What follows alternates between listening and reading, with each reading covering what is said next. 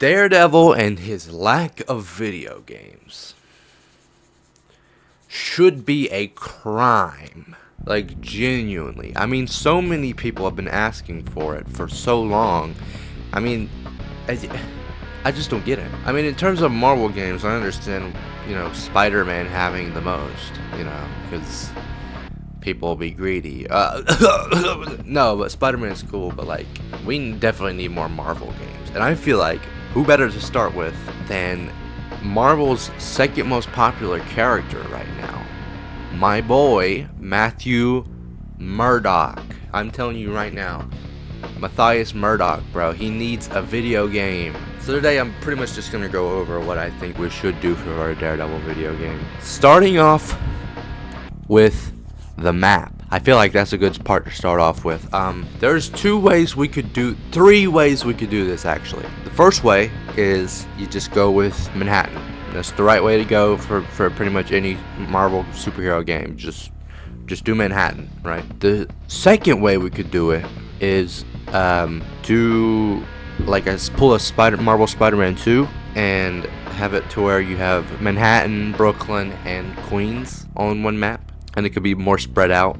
It'd definitely be harder though for Daredevil to cross them bridges, I guess, though. I don't know, that would have to play into the traversal a bit. We'll talk about that next. Or the third way you could do it is just have it to where the map is just Hell's Kitchen. Just Hell's Kitchen. You can't really go outside of Hell's Kitchen. Which, I mean, that's not a terrible idea, but I feel like doing an open world Daredevil, like, okay, if it was a story game, right? It was a story-based game, it was level-based, then we wouldn't have to worry about it. And it could be like, oh, the entire thing just takes place in Hell's Kitchen. But if we're doing like an open-world Daredevil game, like I would like, then just limiting it to Hell's Kitchen might be a little iffy. I mean, yes, it makes sense for Daredevil to not leave Hell's Kitchen, right? That's his territory. But at the same time, it's like, if you can be going farther, why aren't you? If you can go outside of the kitchen, why aren't you? So it's iffy on that. I think that just Manhattan is probably the best one. Or you could pull a Division 1, the game The Division, and just have like the tops and bottoms of Manhattan cut off, where it's like, you've got like Midtown, you've got like from Midtown down to Greenwich, like a limited Manhattan map, but it's still a piece of Manhattan. Oh, there was a different way you could do it though. Do you remember the canceled 2004 Daredevil game? What they were gonna do, I don't know if it was open world or not, but you were gonna have where it was gonna be set in Hell's Kitchen, only Hell's Kitchen, but it was a very vertical map, right? You could go down into the sewers. There was different layers of industrial piping and such. It looked friggin' awesome, dude. It reminded me of Gotham, bro. It was sick as hell. It was amazing. If we did do the part where we only keep it confined to Hell's Kitchen, that would be the way to go. Take it vertical, make it to where you can go down into the subway tunnels, into the sewers. You can go up on skyscrapers and such. Maybe on the very edges of Hell's Kitchen, there's one or two skyscrapers. I'd just say just go with Manhattan, and we can just go however far we want on the island. Alright, next thing to talk about. This is something I actually have been waiting to talk about. Traversal. Now, the obvious thing, we need parkour. Okay, the gameplay on screen is actually from Marvel Spider-Man 2 with mods. You're seeing a lot of parkour with that. I kind of want something a lot better than that, and I'm gonna cite Assassin's Creed for that. Not the newer ones, mind you. I'm talking maybe the Kenway era of Assassin's Creed. You know what I'm saying? Or maybe earlier even. I don't know. I want something that's fluid on animation. I want something that's a lot more accurate. Like that's a lot more, specific in where he puts his hands to climb up buildings, where what ledges he grabs on, Thing is, it needs to feel like a superhero movement. It needs to feel not like an assassin movement. That's something else. It needs to be fast, fluid, and he needs to be able to use his hook baton thing, or his hook club, you know what I'm saying, to zip up the building real fast if he needs to. And I think that's another thing we need to talk about is the batons, or the billy clubs. So he does have a grappling hook in his billy club, obviously, we all know that. And he can also swing from that hook. He swings a lot in the comic. What I think we need to do, we need to implement, is he can swing, but it's not going to be like Spider-Man. It's going to be the top speeds are not going to be similar to Spider-Man. You're not going to be moving like crazy fast in this game. Like you'll be fast when you're climbing and when you're like parkouring, but you're not going to be like Spider-Man fast, you know? And I think that should be reflected in his swinging. And also, like, it would be like he launches his thing and he's able to swing, but what if there's like a time limit to your swing, how long you can hold on to it, as well as like a limited number of swings you have, you know? Like it's like a cooldown kind of thing. Like you'll fire it, okay, say you have it upgraded to where you have 5 swings available. You fire it and you swing, and now you have 4 available because your 5th one's on cooldown. Fire it again before that cooldown is over. Now you've got 3, and your 5th and 4th one are both on cooldown. Do you see what I'm getting at here? Because I feel like what we need to do is try our absolute best to have the traversal not be like Spider-Man. But with the combat, though, I know a lot of people cite the Arkham series for their combat for a Daredevil game, and I understand that. I really do, if we're just looking at the Netflix show. But I really do think that Daredevil would be better suited for something a bit more acrobatic, something more in line with Spider-Man, with Insomniac's Spider-Man games. And I feel like it would definitely be better if they had combat similar to Marvel's Spider-Man 2, without the abilities. I should specify, without the abilities. So no weird abilities like that. I'm not gonna say like, oh, we should give Matt an ability where he's able to spin his shit in a tornado, you know? I'm saying that I think there should be a focus on his agility in his combat, sort of. He does a bunch of flips, but he's not able to do like crazy stuff like Spider-Man. It's very difficult, I think, to pin down, because there needs to be a equal focus on like hand-to-hand stuff, as well as his agility, as well as his flipping nature. So it's rather difficult to really emphasize what it would be like and what would be the best way to do it. I feel like using Marvel's Spider-Man 2 as a base is not a bad idea, because you've already got the parry system, so you could add that and it could be like a blocking thing. There would be you've already got your dodges, but I feel like, yeah, have dodging still, decrease the radius that he moves at, like the amount that he moves. Replace the parry with a block, like just a block, and it could be like it takes less health. Blocking doesn't always keep your health intact, it just takes less health, you know what I'm saying? If you can't make the dodge in time, you're gonna block and it'll take less health. And then slow down his attack speed a bit, make it more concise, make it more precise, make it more like he knows where he's striking, he knows what he's doing. Make it to where it reflects visually his training with stick. Okay, we covered the map, we covered the traversal, we covered the combat. I want to save the story for last, so let's go into suits. Now obviously, you know, Insomniac would cook, I feel. Well, you know what actually, okay, hold on, it really depends on the person designing it, because Insomniac has had hits and misses in terms of their track record. I don't know, their main suits have always been decent at worst, and good and great at best, you know? Then again, how hard is it to pick up Miles' classic design though, right? For Daredevil suits, I think we need to have something that isn't really usual in a superhero game. There needs to be multiple suits in the story. And by multiple, I mean like 5 or 6 different ones. I think we should see that visual evolution of Matt, because he changes his look a lot in the comic. I understand that, you know, it's just alternate looks, it doesn't usually mean something, but I feel that it should tell a story. It should be like almost like a Batman kind of thing. Like, he starts out with this darker red and he has black accents on the costume. Or well, he starts out in the Man Without Fear getup, obviously, right? That's what he starts out in, and then he goes to this darker red with these black accents. Then he, you know, at some point later down the line, he'll switch to the normal red, all red costume. And then, you know, during the vigilante, you know, whenever Kingpin's mayor and the vigilantes are hunted down, he goes into the black fit, the born again fit, you know what I'm saying? And then after that, you know, vigilantes are back in style, and he's not really a vigilante anymore, he's more of a superhero.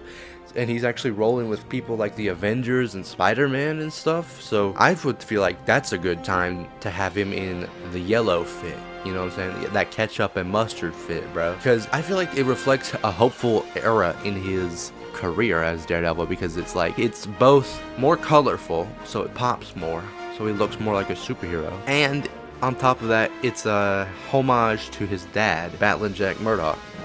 You know what I'm saying? With the wrestler get up. So I feel like, you know, during the story, we should use like 5 suits. And then for alternate suits, I feel like we need to dive into the comics more than the TV shows. Obviously, yes, we need the Born Again suits, and I would say, you know, we need the Netflix suits, and I say we might even need the 2003 suit from the movie. But, you know, in terms of alternate costumes, we really should delve deep into the comic history of the character. And we could have like the first appearance suit where he's in that wrestler getup, where it genuinely looks like a wrestler costume. And you know, we could have the original red classic look, and we could have a different variation of the Man Without Fear costume where he's, you know, actually where it's from the original Born Again comic. Or we could have like the King Daredevil costume, or the Prison Daredevil costume, or, you know, the Mark Chiquetto Daredevil costume. We could have the Shadowlands costume, the Shadowlands suit. We really, like, for alternate costumes in the game, we really would have to pull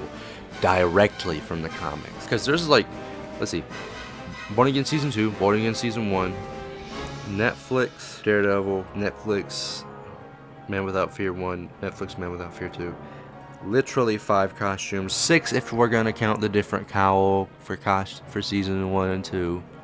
Of Daredevil, but whatevs, you know. I don't know if that really counts as much.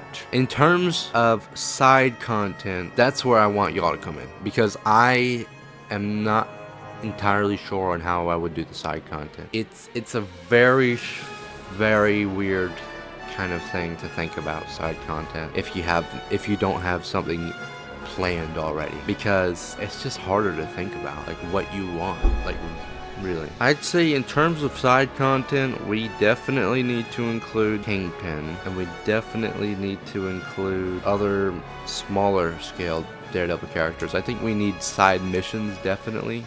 We need guys like Muse and stuff, and obviously Bullseye needs to be in the game. Moving on to the main story, I think that the main plot of the game shouldn't be about Kingpin. I know, but listen to me, okay? We've had 5 seasons of Daredevil TV series, right? And a Daredevil movie. In the movie, Kingpin was the main villain. In the shows, both shows, 4 of those 5 seasons had Kingpin as the main villain. I love Kingpin, but I am tired of this dude. I am tired of this Chubby McChubbs, dog. Especially when, oh my god, it really bothers me how we just threw away the hand like that in the Netflix stuff. We just threw them away. Season 2 is my favorite season of Daredevil, by the way. Just want to let you know. I know, shit opinion. I know. But that's just the way it is. It's the most comic one. It's the most comic booky season. It has my favorite Daredevil villains in it. Enough said, you know. And I love the training arc, kind of, or the training arc being revisited by Daredevil himself, with Stick coming back into his life. I do think that the main plot should be carried out by the Hand, though, I won't lie. I love the Hand. I love them as like this kind of secret organization thing. They're like the League of Assassins, but cooler, I won't lie. Like, they're just, I don't know. They've got more drip than the League of Assassins, that's for sure. All the time, every time. And I think it could be very interesting if we followed a Shadowlands-like storyline, where at some point Daredevil gets control of the Hand, even if just for a little bit. Maybe it's for a DLC, I don't know. But I do really think that the Hand should be the main plot, the main villains behind it. And it could be an interesting story too, to think about how the story could be about Elektra and Daredevil and the Hand. And I feel like we would probably start in his Man Without Fear era, his Man Without Fear days, is when we would start the game. And then we would watch the evolution happen over time, and by the end of the game we've got the yellow fit on. That's the story. It's a very loose overview of the story. I haven't got a concrete main story plot that I want to follow. It's just, I want the Hand, I want Elektra, I want the evolution of Daredevil over time, 5 different outfits over the story, course, I really do want a peak Daredevil game. And you know what would be awesome, actually? What if the story was split in a way? If we're seeing the evolution of Daredevil over time, what if we introduce Kingpin, right? Oh my. Okay, I just thought about something. What if we have Kingpin and the Hand as the both of the villains? I know, Kingpin saturation is crazy, but listen to me. The evolution of Daredevil over time needs Kingpin. It needs Kingpin to thrive. Without him, it just wouldn't work. What if, like, the first half of the story is a hard focus on the Hand, then the second half of the story, we see Kingpin. Now, we could have it implied that he and Daredevil have met before, and we could have the whole city turn against Daredevil because Kingpin becomes mayor, and he forms the anti-vigilante stuff, and the whole city's after you. Oh my God, that would bust. That would be so cool. Dude. After the vigilante task force is done with, superheroes are once again revered in the city, and Daredevil, you know, he's back to being this heroic figure in New York. So that explains the yellow suit. So yeah, okay. Yeah, that really would go crazy, I won't lie. So I feel like the evolution would be, we start in the Man Without Fear fit. That's for the very beginning of the game, right? Maybe 5 missions into the game, we get the actual Daredevil fit. Then the darker red with black accents would follow through the entire Hand storyline. Then after that storyline, he gets the full red fit for like an interim period before the black fit. That's when he'll wear the full red fit. And then when the Vigilante Task Force is formed, his suit will be painted black except for the D's and except for the gloves, because he will have the wraps on the gloves. I'm thinking for design, I'm thinking something similar to the Fortnite Daredevil stuff, but with covered fingers, because that's been a recurring problem with Daredevil stuff. Covered fingers. And it needs to make sure to have the mask go over the nose, not on top of, or wait, no, go on, not in front of the nose. Not like Batman, but like Daredevil, you know? Oh, and yeah, did I say that the gloves need to have fingers? Because, wow, why are so many Daredevil adaptations have fingerless gloves, bro? You're literally a vigilante. And you're also a lawyer. You know that fingerprints can be used in a court of law as evidence, bro. Where are your gloves? Where are your gloves, Matt? Oh, that's another thing I haven't mentioned yet, actually. I haven't mentioned it because it's incredibly difficult to pull off. The lawyer stuff, though, that is iffy. Or it's not that the lawyer stuff itself is iffy, it's just how to pull it off is iffy. Because I feel like it would be incredibly difficult to pull off that courtroom aspect of it, the lawyer aspect of it. What if the courtroom stuff was kind of like Ace Attorney in a way, right? I mean, like, or kind of like, I'm kind of blanking on lawyer games, I won't lie, that aren't Ace Attorney. I feel like we need to try and figure out a way for it to be simultaneously interesting, entertaining, and make sense within it, right? It cannot just happen randomly, at random. It needs to be a part of the story. It needs to be precise or concise with the narrative. And then also after the story, you could keep doing them if you felt like it. It would be optional after the story, I feel like quick time events might be a little cheesy, a little 2000s, but not entirely invalid. I feel like something else that could work is like multiple dialogue choices, kind of like one of those like Who Wants to Be a Millionaire type games. You have a time limit, you have dialogue options, and you have to almost form together a cohesive opening statement for the jury, and you have to kind of just, you know, you have to sway the audience, right? You have to understand things. It's very difficult to come up with too in the replayability aspect of it. If you were to replay the campaign, you would know exactly what to say, you know? You're gonna run out of lawyer missions eventually. They can't just be like procedurally generated or anything. We can't do that. So I mean, it's like Unless, I mean, we could do that if there was no voice acting during them, but if there's no voice acting during them, wouldn't fit with the rest of the game. It's the serious superhero kind of drama, and there's just no voice acting all of a sudden in the courtroom, because there would be voice acting in the rest of the game. In terms of visuals, though, I do feel like a lot of people are like, oh, how would you do a Daredevil game? His specific way of seeing is so complicated. It's really not that deep, dog. It would be like Batman Arkham, he would have like a detective vision type of mode you could switch in and out of called radar sense, you know what I'm saying? And then whenever you're out of it, it's like a normal superhero game, bro. It's just, camera behind or on the side of him. We're just following him along. It's normal. It looks normal to us because it's not a first person game, Cody LeRae, he had a break.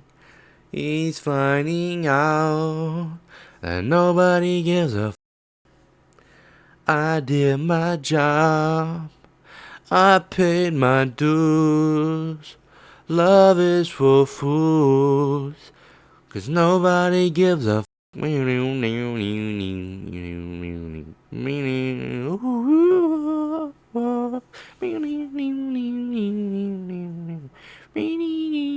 Cause nobody gives a My sweet Lithonia, what have you done? These are your children, I am your son.